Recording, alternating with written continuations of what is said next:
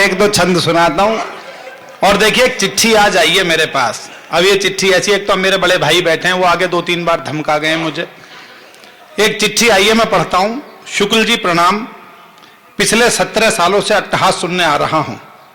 इन 17 सालों में सिर्फ 2 बार आपने सर्वाधिक प्रिय कविता भीष्म यहां सुनाई है, जो कि पिछले 6-7 सालों से नहीं सुनाई।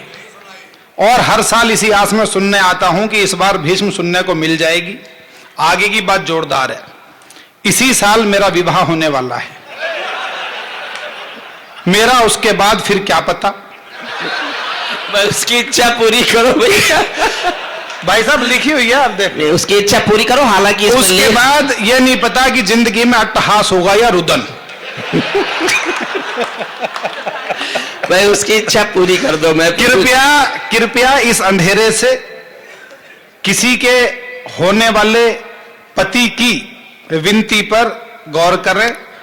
और नहीं, आप भी समर्थन कीजिए। अरुण प्रसाद कुशवाहा, नीचे नाम भी लिखा है उसने। ये अरुण प्रसाद कुशवाहा उर्फ प्रवीण शुक्ल ही है। नहीं, ये सब जानते हैं। इस चिट्ठी में लेख भी प्रवीण शुक्ल का ही है। आज वो शुरू से तय किए बैठे हैं, एक आदमी को तैयार किया, बात में बोलते रहना, भीष्म सुनाओ भीष्म। मैं तो मेरठ से लेके आया कि नहीं आया, पर ये चिट्ठी वाले को लेके जरूर आया। ये हंसी की बात है, ये हंसी की बात है। वो एक श्रेष्ठ कविता है। मैं भी चाहता हूं कि वो पढ़ी जाए। कितने लोग चाहते हैं कि आप भीष्म सुनना चाहते हैं? पूरा सदन चाहता है। प्रवीण, वो एक श्रेष्ठ रचना है, फिर वही पढ़िए। खड़ा हो, एक बार आप तालियां बजाइए। उसके बाद मैं हास्य रस की एक छोटी सी रचना सुनाऊंगा, जो ताजा रचना। मनोज भैया, मुरादनगर से कहां से लोग आए हुए।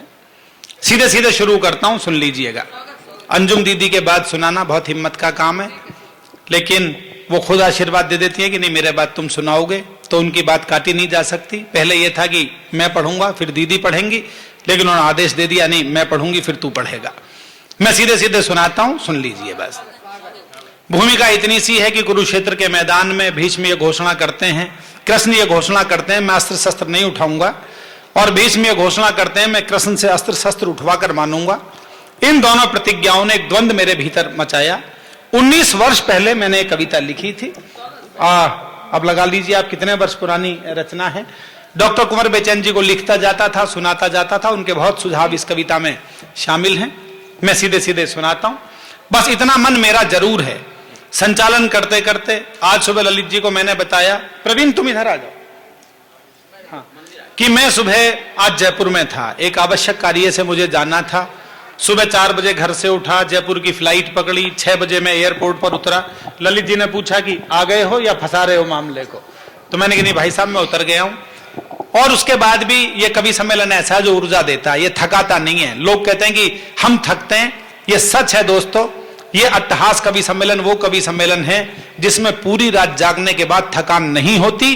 1 वर्ष के लिए ऊर्जा मिल जाती है कि हमें अच्छे मन से कविताएं सुनाने की कोशिश करनी है। तो मैं अच्छे मन से सुनाने की कोशिश करता हूं। आप अच्छी जितनी ऊर्जा से सुनेंगे मैं सुनाऊंगा। शुरू करता हूं। जी भैया। इस गद्दी के चक्कर ने भारत की हालत गारत की। थोड़ा आवाज बढ़ा देना, सब अच्छा है। मैं पीछे हटके बोलता हूं इस कविता में, आपको पता है, तो थोड़ी आवाज बढ़ा दें यहीं। इस गद्दी के चक्कर ने भारत की हालत गारत की, और इसी चक्कर में होती दुर्गति मेरे भारत की। ऊंच नीच और भेदभाव भी इसी कथा के हिस्से हैं। वैर भाव सहयोग त्याग के इसमें अनगिन किस्से हैं। इन किस्सों के कारण ही तो कुरुक्षेत्र में युद्ध हुआ। पूरा भारत महायुद्ध से पल भर में आबद्ध हुआ। दोनों पक्षों की रक्षा को तत्पर सभी परिचित थे, और परिचित गण भी तो रखते अपने अपने हित थे। श्री कृष्ण ने महासमर में काम किए थे मिले जुले।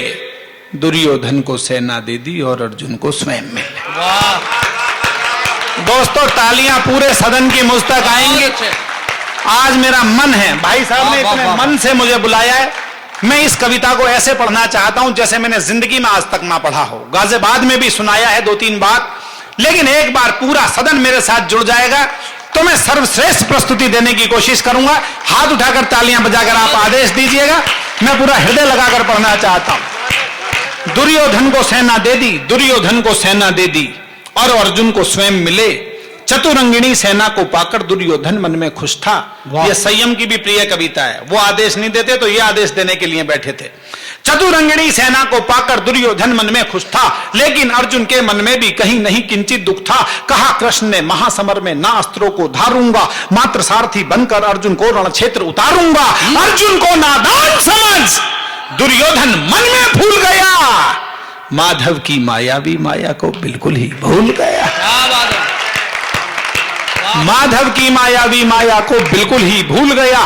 पितामह ने भी कृष्णा की प्रतिज्ञा के वचन सुने, वचनों को सुनकर मन ही मन जाने क्या क्या भाव गुने। वो पितामह जो तन मन से कौरव सेना को अर्पित थे, वो पितामह जो राजा की गद्दी को सदा समर्पित थे, वो पितामह जो दुर्योधन की सेना के सेनापति थे, वो पितामह जिनके सारे सर स्वयं काल की ही गति थे, वो पितामह जिनके अस्त्रों शस्त्रों पर लक्ष्य सुअंकित थे, वो पितामह जिनकी शक्ति से सभी देवता शंकित थे, वो पितामह जिनके शस्त्रों से अंबर तक फट जाता था, वो पितामह जिनकी इच्छा से गंगा जल हट जाता। आप जानते हैं गंगा उनकी मां थी। भीष्म ने कहा मां मैं गले से मिलना चाहता हूं, तो मां ने धारा को चीर कर रास्ता दिया। वो पितामह जिनकी इच्छा से गंगा जल हट जाता था, जब सुने उन्होंने वचन कृष्ण के, मन ही मन में मुस्काए, यह सोच चलो मौका या माधव को झुटलाया जाए। पितामह के यह विचार सुन सहमी सहमी प्रज्ञा थी, एक और कृष्ण प्रतिज्ञा दूजी और भीष्म प्रतिज्ञा। थोड़ी सी और ऊर्जा बढ़ाइए दोस्तों, मैं अपनी ऊर्जा बढ़ाने की कोशिश करता हूं।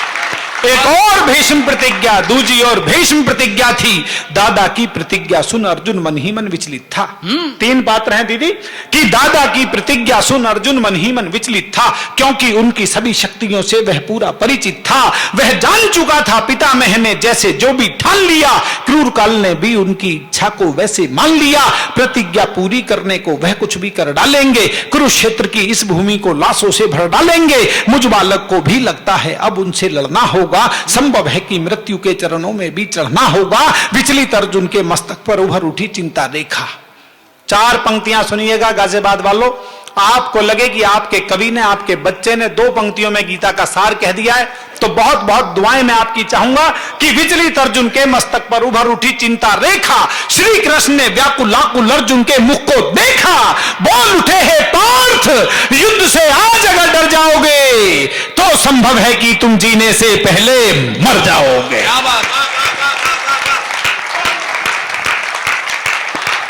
बहुत अच्छे, वाह वाह वाह। बोल उठे हे पार्थ, कोई एक दिन में हरिओम पमार नहीं हो जाता। अंजुम रहबर साहिबा बनने के लिए पूरी जिंदगी तपानी पड़ती है, गलानी पड़ती है। डॉक्टर कुंवर बेचैन जी यहां बैठे हैं, उनके चरण छू लेते हैं तो हमें लगता है हमारी जिंदगी का बड़ा पुरस्कार मिल गया है। तब निवेदित करता हूं कि विचलित अर्जुन के मस्तक पर उभर उठी चिंता देखा। श्री कृष्ण ने व्याकुल आकुल अर्जुन के मुख को देखा, बोल उठे हे पार्थ, युद्ध से आज अगर डर जाओगे तो संभव है कि तुम जीने से पहले मर जाओगे। गाजियाबाद वालों, दो पंक्ति बोलता हूं मैं, जितने धीरे बोलूंगा आपकी आहट उतनी तेज होनी चाहिए। मेरी जिंदगी की दो महत्वपूर्ण पंक्तियां, और मैं जानता हूं कि आपसे बेहतर सुनने वाले शायद इस धरती पर कहीं नहीं है, वो एहसास मुझे करा दीजिएगा। निवेदित करता हूं कि विचलित अर्जुन के मस्तक पर उभर उठी चिंता देखा। श्री कृष्ण ने व्याकुल आकुल अर्जुन के मुख को देखा, बोल उठे हे पार्थ, युद्ध से आज अगर डर जाओगे तो संभव है कि तुम जीने से पहले मर जाओगे।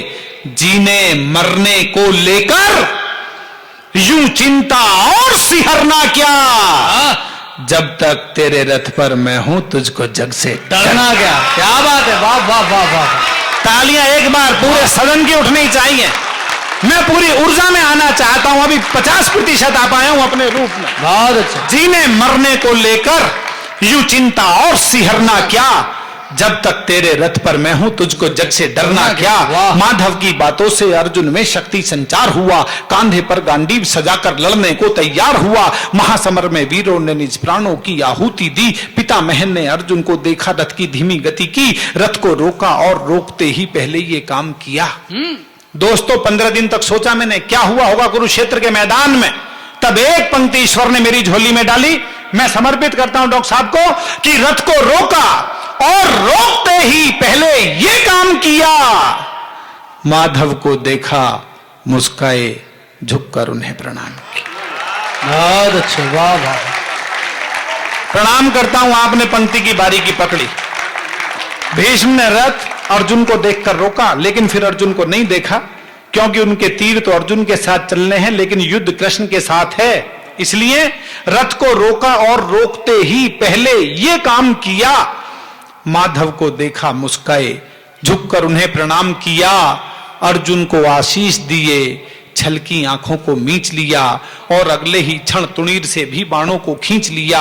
चढ़ा धनुष पर बाण उन्होंने खींचा, जब प्रत्यंचा को बिजली कड़की, सैनिक बोले डर करके भागो भागो। शस्त्रों की वर्षा से अंबर आतुर था फट जाने को, रत्नाकर में उठी हिले नील गगन छुआने को, शैल शिखर तक ध्वनि तरंगों से टकराकर गिरते थे, लगता था कि कुरुक्षेत्र पर काले बादल घिरते थे। पितामह के बाणों से पूरा भूमंडल डोल उठा, प्रत्येक वीर ही महासमर में हर हर बम बम बोल उठा। वाह वाह वाह वाह, बहुत अच्छे, क्या बात है, वाह वाह वाह। प्रत्येक वीर ही महासमर में, अरे भाई बहुत बढ़िया, मैं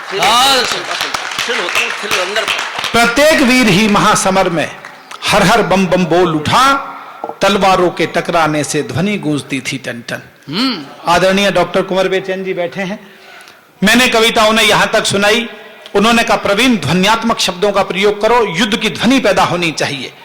मैं दोस्तों इस अट्टहास के मंच पर गाजियाबाद के रामलीला मैदान में एक युद्ध की ध्वनि पैदा करने की कोशिश करता हूं।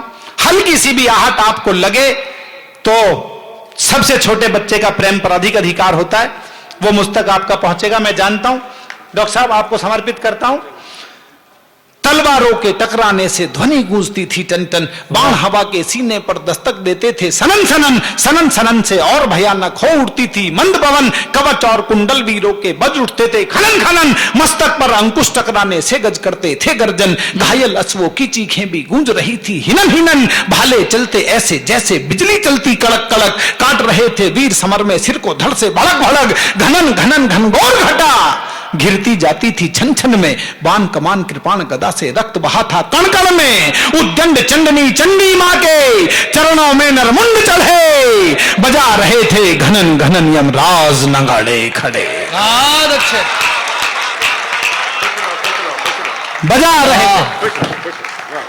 बजा रहे थे घनन घनन यमराज नगाड़े खड़े खड़े। उस भीषण रण से ज्वाला की बढ़ती जाती थी भड़कन, पितामह के लोहित लोचन देख बढ़ी दिल की धड़कन, महासमर में दादा ने काटे थे अनगिन मस्तक धड़, दृश्य देखकर आसमान में बादल रोए गरड़ गरड़, चीखें गूंजी थी धरती पर, चीख चीख में क्रंदन था। अंजुम दी बैठी हैं, उनके चरणों में एक पंक्ति रखता हूं, मैंने कहीं सुनी नहीं ये पंक्ति, शायद आपने भी नहीं सुनी होगी।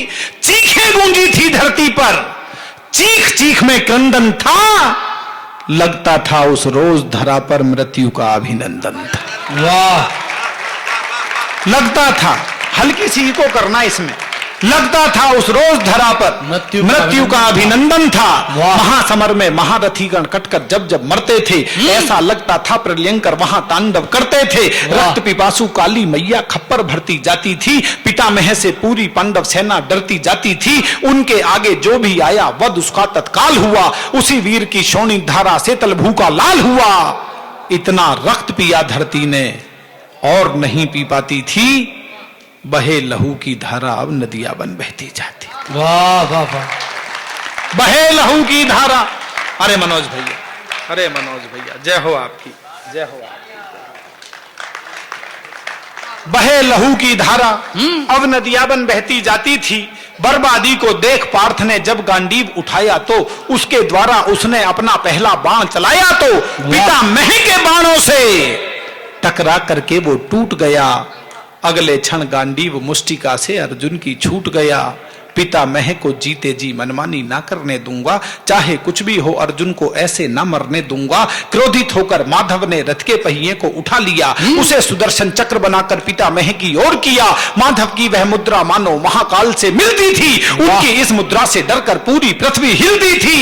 अगली 4 पंक्तियों पर अब तक जिनके हाथ ना उठे हों, पूरे सदन का आशीर्वाद चाहता हूं, पूरे सदन का मन चाहता हूं कि माधव की, बस हो गया भैया, हो गया, थैंक यू, माधव की वह मुद्रा, माधव की वह मुद्रा मानो महाकाल से मिलती थी। बहुत बहुत आशीर्वाद दीजिएगा। कविता का उत्कर्ष लेकर चलना चाहता हूं आप सबके भावों के साथ कि माधव की वह मुद्रा मानो महाकाल से मिलती थी। उनकी इस मुद्रा से डरकर पूरी पृथ्वी हिलती थी। उनको देखा, धनुष रखा और दादा मन में फूल गए। हाथ जोड़कर बोले, माधव क्या प्रतिज्ञा भूल गए। बहुत अच्छे, वाह वाह वाह वाह। एक बार पूरा सदन हाथ उठाकर अपनी दुआएं दे दे। मैं इन दुआओं को हृदय से लगाकर रखना चाहता हूं। वाह वाह वाह वाह। और मैं सच बताता हूं, हृदय से बताता हूं, कुंवर जी का शिष्य हूं तो थोड़ा सा अंश आ गया उनका, थोड़ा सा। ये मालाएं भी मैंने नीचे इसलिए नहीं डाली। वो एक बात बोलते हैं, किसी ने आपको माला दी है, ये किसी भी धन से महत्वपूर्ण है। थोड़ी देर इन फूलों को हृदय से लगाकर रखो। यदि एक आदमी सामने से उठकर आ गया है, आपको आशीष दे गया है, तो ये केवल फूल नहीं है, इसमें उनकी भावनाएं शामिल हैं। तो इन्हें नीचे मत डालिएगा, इन्हें माथे से लगाइएगा। ये दौलत करोड़ों रुपए खर्च करने के बाद भी नसीब नहीं होती है जो ईश्वर ने तुम्हें दे दी। क्या बात है। इसलिए ये मेरे भाई, कई बार लोग मेरे को कहते हैं कि गले में कोई माला डाल जाए तुम उतारते नहीं हो। मैं फील करना चाहता हूं। और अंतिम चरण सुन लें। मेरे पिताश्री ब्रज शुक्ल घायल यहीं पिलखवे में बहुत कवि सम्मेलन करवाते थे। मैं तो जैसे इतने बच्चे हैं, ये इनसे भी इतना ही बड़ा होऊंगा जब कुंवर बेचन जी को सामने बैठकर सुनता था। एक बहुत पुराना फोटो है, मैं पहली बार बता रहा हूं अट्टहास के मंच पर। डॉक्टर कुंवर बेचन जी के उस समय घने केश होते थे, घुंघराले वाले, 3 बार कंघा मारते थे उनमें यों करके, वो लहर पड़ जाती थी। ऐसा फोटो है वो। और मैं सामने बैठा हूं, एक हाफ बाजू का ऐसा निक्कर पहना हुआ है और वो हाफ बाजू का निक्कर, और उसमें यों ठुड्डी पर हाथ रख के ऐसे ऐसे करके सुनना। तो मुझे लगता है कि शायद कुछ छाया है। अंतिम चरण सुन लीजिएगा जो इस कविता का है। मैंने यहां तक लिख दिया, मुझे लगा अधूरी कविता लिखी है, और मेरे एक बेचैनी मेरे भीतर घूमने लगी। 2 महीने बाद कुछ शब्द आए, मुझे लगा कविता पूर्ण हुई। क्या शब्द आए मैं निवेदित करना चाहता हूं। जी भैया। कहता हूं कि पितामह की शक्ति की हालांकि बड़ी महत्ता थी। मन करे तो बस तालियां चाहे ना बजाएं, बहुत ध्यान से सुनिएगा विनोद। पितामह की शक्ति की हालांकि बड़ी महत्ता थी, पर माधव की शक्ति में तीनों लोकों की सत्ता थी। क्या बात। वह कान्हा जिनके पैदा होने पर माया छा जाती हो, सभी सैनिकों को पहरे पर ही निद्रा आ जाती हो, ताले बेड़ी और द्वार भी खुद ही खुद खुल जाते हो, सभी देवता गण जिनके चरणों पर पुष्प चढ़ाते हो, जिनके चरणों के वंदन को यमुना जल बढ़ आता हो, शेषनाग जिनकी रक्षा ही अपना फन फैलाता हो, दुष्ट कंस की काया का जो पल में ही मर्दन कर दे, नाग कालिया के फन पर भी ठुमक ठुमक नर्तन कर दे, जिनका चक्र सुदर्शन रवि की गाथा को खुद कहता हो, 3 लोक का बुद्धि और बल जिनके अंदर रहता हो, सरस सलिल सुंदर सरिताओं संग समन्वित सागर। वाह। शब्द के पारखी लोगों का आशीर्वाद चाहूंगा। छंद के बड़े बड़े शिल्पी मंच पर बैठे हुए हैं, वाह। छंद भी भंग नहीं हुआ है, और हर शब्द का एक उसी वर्ण से मैंने शुरुआत की है। सरस सलिल सुंदर सरिताओं संग समन्वित सागर हों, अगम अगोचर आदि अखंडित और अनस्वर आखर। वाह। जिस परमपिता परमेश्वर की शक्ति का कोई अंत नहीं, जिनके आगे प्रश्न कभी भी कोई रहा ज्वलंत नहीं, उस परमपिता को पितामह ने आखिर कैसे डरा दिया। यह बात असंभव है, पर भक्ति ने भगवान को हरा दिया। बहुत अच्छे। समर्थन कम मत कीजिएगा दोस्तों। अंतिम 2 पंक्तियां इस कविता की निवेदित करता हूं। यह बात असंभव है, पर भक्ति ने भगवान को हरा दिया। पितामह की अपने जीवन से हो चली विरक्ति थी, पर परम पिता के लिए पितामह में अटूट आसक्ति थी। कृष्ण चक्र ले इसीलिए करने उन पर प्रहार गए, कर लें भीष्म प्रतिज्ञा पूरी जानबूझकर हार गए। कर लें भीष्म प्रतिज्ञा पूरी जानबूझकर हार गए। कर लें भीष्म प्रतिज्ञा पूरी। मैं संयम जी एक कविता, और बहुत सारी घटनाएं घटित हो जाती हैं इस बीच में। मैं यदि 21 वर्ष में 21 बार आया तो हर बार की कविताएं आप आते हैं, मोहब्बत के साथ सुनते हैं, और कोशिश करता हूं कि कुछ कविताएं नहीं सुनाऊं। एक बिल्कुल नई रचना के साथ मैं आपको सुनाता हूं, जोड़िएगा और रस भी बदल जाएगा और आनंद आएगा। किया तुमने सभी का पूरा बंटा ढार मोदी जी। हुआ उत्तर प्रदेश में ऐसा? तो थकिएगा मत और मुझे भी थकान से बाहर निकाल कर रखिए।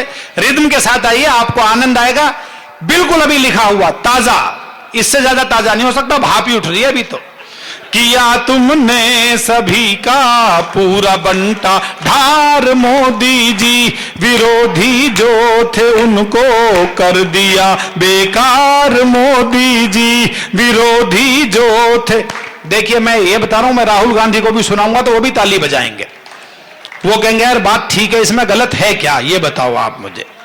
किया तुमने सभी का पूरा बंटा ढार मोदी जी, विरोधी जो थे उनको कर दिया बेकार मोदी जी, चटाकर धूल सबको आपने पानी पिला डाला।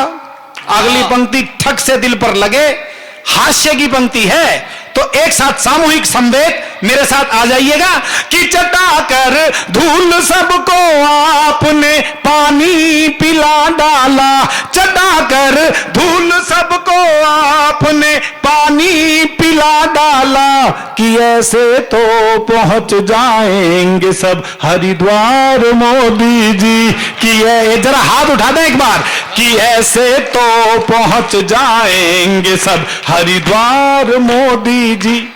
अगला चरण सुनाता हूं, बिल्कुल ताजा। यहां अखिलेश की बुआ, जानते हैं ना बुआ जी को आप? बुआ जी ने कहा कि मशीनों में गड़बड़ी हुई है और 19 सीट आई हैं उनकी, तो मैंने एक मुक्तक लिखा, उसी दिन लिखा जिस दिन उन्होंने कहा कि मशीनों में गड़बड़ी हुई है। भाई साहब पहली बार सुनेंगे आप। यहां अखिलेश की बुआ भी दिल के दाग धो आई। अगली पंक्ति बोलने का मन करे तो मेरे साथ बोल सकते हैं। यहां अखिलेश की बुआ भी दिल के दाग धो आई, दिखे परिणाम यूपी के तो उसकी आंख रो आई, दिखे परिणाम यूपी के तो उसकी आंख रो आई। वो बोली गड़बड़ी कुछ की गई वोटिंग मशीनों में, वो बोली गड़बड़ी कुछ की गई वोटिंग मशीनों में, अगर गड़बड़ हुई तो आपकी 19 क्यों आई, अगर गड़बड़ हुई तो आपकी 19 क्यों आई। दो बड़ी घटनाएं हुई पिछले वर्ष में, 50 दिन तक नोटबंदी, उसके बाद इलेक्शन, उसके बाद जीत।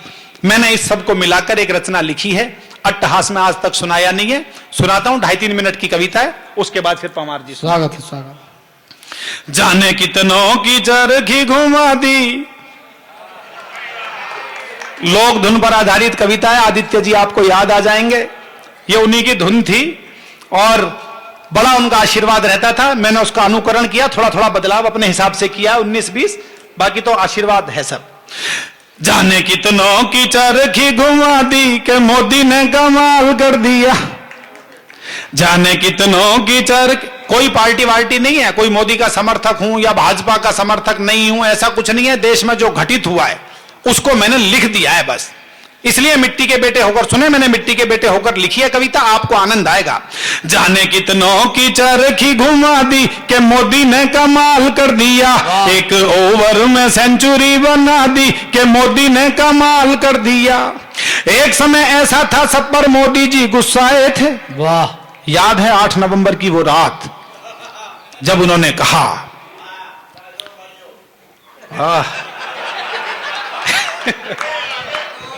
आ गया है, खाली पमार जी का ही नहीं बैठा हुआ, मेरा भी बैठा हुआ है। भाई और बहनों, आज रात 12 बजे के बाद इस देश में 1000 और 500 के नोट लीगल टेंडर नहीं रहेंगे। ये इतनी बार ये दोहराई गई क्लिपिंग्स कि मुझे घबराहट होनी शुरू हो गई।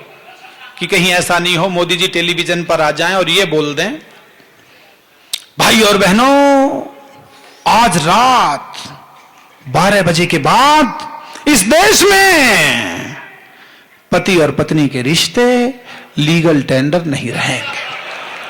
तालियां बजाएं, देखिए मुझे लगना चाहिए कि बहुत अच्छे। बिल्कुल ताजा सुना रहा हूं। जो आदमी नोटबंदी जैसा बड़ा फैसला कर सकता है वो कुछ भी कर सकता है। जो पवार जी करेंगे जैसा मैं हूं पूरे देश को ऐसे ही कर दो, सारी समस्याएं खत्म हो जाएंगी। अरे एक समय ऐसा था सब पर मोदी जी गुस्साए थे, काले धन को खत्म करूंगा ये कहकर गरमाए थे। काला धन है जिस पर उसकी मिटवा दूंगा हस्ती में, काला धन है जिस पर उसकी मिटवा दूंगा हस्ती में। ये सुनने के बाद बढ़ गई हलचल सारी बस्ती में। सबकी तिजोरी खुलवा दी कि मोदी ने कमाल कर दिया, एक ओवर में सेंचुरी बना दी कि मोदी ने कमाल कर दिया। और ये सच है दोस्तों, सीने पर हाथ रखकर मेरी बात को महसूस कीजिएगा। ये देश 70 साल से एक मसीहा की तलाश में है। लगा कि गांधी अंग्रेजों के खिलाफ मुल्क का नक्शा बदल देंगे, 30 करोड़ लोग उनके पीछे चल पड़े। लगा कि जयप्रकाश नारायण देश की तस्वीर बदल देंगे। इमरजेंसी के टाइम पर रामलीला मैदान में तिल रखने की जगह नहीं थी, इतने लोग इकट्ठे हो गए। लगा केजरीवाल दिल्ली में आ गए, ये कुछ बड़ा परिवर्तन करने वाला है। 70 में से 67 सीटें दिल्ली की जनता नहीं दी, अपने आप ठप्पे नहीं लगाए उसने मशीनों के ऊपर। और लगा मोदी जी एक बड़ा बदलाव करना चाहते हैं। जो जो उनके विरोध में आता गया उसकी दवा पीछे मंद पड़ गई, उनकी आवाज सब पर भारी हो गई। मैंने उसको एक छंद बना दिया, सुनिएगा, महसूस आप सबने किया है। मैंने उसको कविता के रूप में तब्दील कर दिया है, निवेदित करता हूं। स्वागत। अरे साइकिल में पंचर कर डाला, हाथ को लकवा मार गया। वाह। अरे साइकिल में पंचर कर डाला, हाथ को लकवा मार गया। झाड़ू वाले का भी झाड़ू दिखलाना बेकार गया, झाड़ू वाले का भी झाड़ू दिखलाना बेकार गया। हसिया और हथौड़े का भी बिल्कुल खाली बार गया। हसिया और अगली पंक्ति समझ जाए तो अंतिम श्रोता तक एक बार मुझे जरा रिचार्ज कर दीजिएगा। अरे हसिया और हथौड़े का भी बिल्कुल खाली बार गया, हसिया और हथौड़े का भी बिल्कुल खाली बार गया। दमखम से आगे निकला जो हाथी स्वर्ग सिधार गया। वाह वाह वाह। और आपको बिहार लेकर चलता हूं। लालटेन की भी बत्ती बुझा दी कि मोदी ने कमाल कर दिया, एक ओवर में सेंचुरी बना दी कि मोदी ने कमाल कर दिया। करी नोटबंदी मोदी ने पता चला जब टीवी से। वाह। मैं अंजुम दीदी को और प्रेरणा को और आप सब जो लोग बैठे हैं उन्हें समर्पित करता हूं, महिलाओं को ज्यादा आनंद आएगा। अरे करी नोटबंदी मोदी ने पता चला जब टीवी से, करी नोटबंदी मोदी ने पता चला जब टीवी से। जितने लोग घर में थे उससे ज्यादा निकले बीवी से। सच है ये। मेरे 2-3 साले भी बैठे हैं, वो अपनी बहन से पूछ सकते हैं कि जीजा जी सच बोल रहे थे क्या। मैं सच बता रहा हूं। मैंने कहा भैया कहां से आ गए इतने पैसे, हर महिला ने यही बोला होगा। मैं सच बता रहा हूं आपको। अजी कहां से आ गए, 20 साल हो गए शादी को। और मनोज भैया मैं सच बता रहा हूं, नोटबंदी से पहले कहती थी कवि सम्मेलन में क्या लाते हो, किसे दियाते हो, कहां पटकाते हो, कौन से बैंक में जमा कर देते हो। मेरे पास तो जहर खाने को भी पैसे नहीं है। नोटबंदी के बाद इतने निकाल के मुझे दे दिए, पूरी दिल्ली जहर खा के मर सकती थी उससे। मैंने पूछा कहां से आ गए ये। अजी सावन में पिताजी दे गए थे, भादों में माताजी ने भिजवाए थे, भैया दूज पे भाभी दे गई थी, रक्षाबंधन में मेरा भाई दे गया था। ताली बजाने का मन करे तो अगली बात पे बजा सकते हैं। ये बात सुनने के बाद मैंने आंख काढ़ी उसकी तरफ, मैंने की बहुत अच्छे, इतने तो सालों ने ब्याह में नहीं लगाए जितने तुझे रक्षाबंधन पे दे गई है। हाँ, जानता हूं मैंने लखवे वालों को। अरे करी नोटबंदी मोदी ने पता चला जब टीवी से। जितने लोग घर में थे उससे ज्यादा निकले बीबी से। मोदी जी ये सोच रहे थे मैंने झंडा गाड़ दिया। अगली पंक्ति पर यदि समर्थन करें, आपको लगे ऐसा हुआ तो जितनी तालियां अब तक मेरे काव्य पाठ पर ना बजाई हो ऐसा समर्थन कर देना दोस्तों, मैं निवेदित करता हूं। अरे मोदी जी ये सोच रहे थे मैंने झंडा गाड़ दिया, मोदी जी ये सोच रहे थे मैंने झंडा गाड़ दिया। बैंक कर्मियों ने लेकिन पूरा ही टेंट उखाड़ दिया। बहुत अच्छे। चौकीदारों ने चोरी करा दी, मोदी ने कमाल कर दिया, एक ओवर में सेंचुरी बना दी कि मोदी ने कमाल कर दिया। अंतिम चरण सुनिएगा। मैंने पहली बार देश में ऐसे दृश्य देखे, एक ही आदमी दो दो बात कर रहा था। टेलीविजन का माइक सामने आ गया तो बोलता था बहुत अच्छा हो रहा है, देश बदलने वाला है, परिवेश बदलने वाला है, भारत 2 महीने बाद विश्व की सबसे बड़ी शक्ति बन जाएगा, ऐसा बड़ा फैसला देश में पहली बार लिया गया है। घर जाता था, दरवाजा बंद करता था, बेडरूम में जाकर चिटकनी चढ़ाता था, पत्नी के सामने खोपड़ी पकड़ के बैठ जाता था, सिर पकड़ के। मरवा दिया मोदी जी ने, 20 लाख पड़े, किसके सिर में मार के आऊं ये बता दे तो मुझे। 30% से कम पर कोई कमीना बदलने को भी तैयार नहीं है। 5-7 के तो मेरे पास फोन आए, 15% वाला आदमी ढूंढो। ऐसा हुआ तो मैंने उसको इशारे में कहा है, और जो होना चाहिए वो लिखा है कि जो टीवी पर कहते थे कि सबके नोट निकलवा दो, जो चौराहे पर कहते थे काले नोट निकलवा दो, घर जाकर कहते चुपके से मेरे नोट बदलवा दो, घर जाकर कहते चुपके से मेरे नोट बदलवा दो, जब तक देश बदलने का हर मन में भाव नहीं होगा। वाह, कवि जो कहना चाहता है, मैं कहना चाहता हूं देश में वो समय धीरे धीरे आ रहा है जब हमारे बड़े लोग ये संकल्प ले लेंगे, हम भ्रष्ट नहीं होंगे, हम सही दिशा में काम करेंगे, और उस निर्णय के साथ 125 करोड़ लोग एक हो जाएंगे तो हिंदुस्तान उस दिन से, उसी पल से बदलना शुरू हो जाएगा। लेकिन तब बदलेगा जब हम उस संकल्प के साथ होंगे। इसलिए अंतिम पंक्तियां निवेदित करता हूं कि जब तक देश बदलने का हर मन में भाव नहीं होगा, जब तक देश बदलने का हर मन में भाव नहीं होगा, होगा तो लेकिन तब तक सच्चा बदलाव नहीं होगा। अंतिम पंक्ति है, हाथ उठाकर तालियों के साथ मुझे विदा करें। निवेदित करता हूं, हमने भी दर की सूरत दिखा दी कि मोदी ने कमाल कर दिया, एक ओवर में सेंचुरी बना दी कि मोदी ने कमाल कर दिया, लालटेन की भी बत्ती बुझा दी कि मोदी ने कमाल कर दिया, उसकी झाड़ू